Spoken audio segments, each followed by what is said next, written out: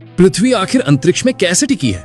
क्योंकि अगर आप पृथ्वी से थोड़ा दूर जाकर देखेंगे तो आप देख पाएंगे हमारी ये नीली सी बॉल किसी चीज पर टिकी नहीं है। इसके नीचे कुछ नहीं है, सिर्फ खाली अंतरिक्ष।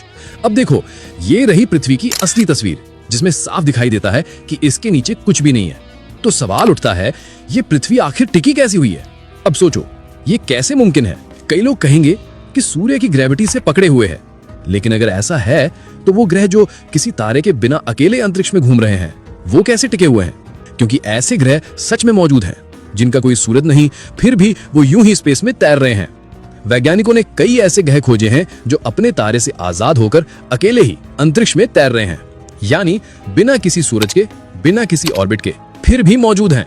तो इसका मतलब है कि गुरुत्वाकर्षण अकेला जिम्मेदार नहीं है जो हमें ब्रह्मांड में टिकाए हुए है। तो फिर ऐसा क्या है जो हर चीज को इस विशाल ब्रह्मांड में नीचे गिरने से रोक रहा है? वैज्ञानिक कहते हैं, अंतरिक्ष वैसा नहीं है जैसा हम देखते हैं। वो खाली नहीं है, बल्कि ये पूरा ब्रह्मांड एक फैब्रिक यानी एक कपड़े की तरह फैला हुआ है, जैसे हम स्पेस टाइम कहते हैं। आप इसे यूं समझो, अगर उस कपड़े पर आप कोई बॉल रखो तो वो हल्का सा झुक जाएगा। अब दूसरी चीजें उस झुकाव के कारण उस बॉल की ओर खींचने लगेंगी। यही है ग्रेविटी का असली चेहरा। ये कोई अदृश्य ताकत नहीं, बल्कि स्पेस टाइम का झुकाव है, और वहीं से बनती है ग्रेविटी। यानी ग्रेविटी कोई अदृश्य ताकत नहीं, बल्कि स्पेस टाइम का झुकना है, जिससे चीजें एक दूसरे की ओर खिंचती हैं।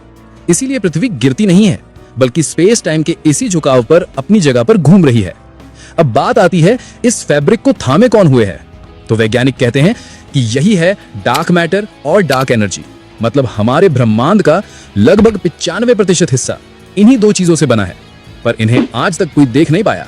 डार्क मैटर उस अदृश्य जाल की तरह है जो गैलेक्सियों को बांध कर रखता है, और डार्क एनर्जी वो रहस्यमयी ताकत है जो ब्रह्मांड को फैलाए जा रही है।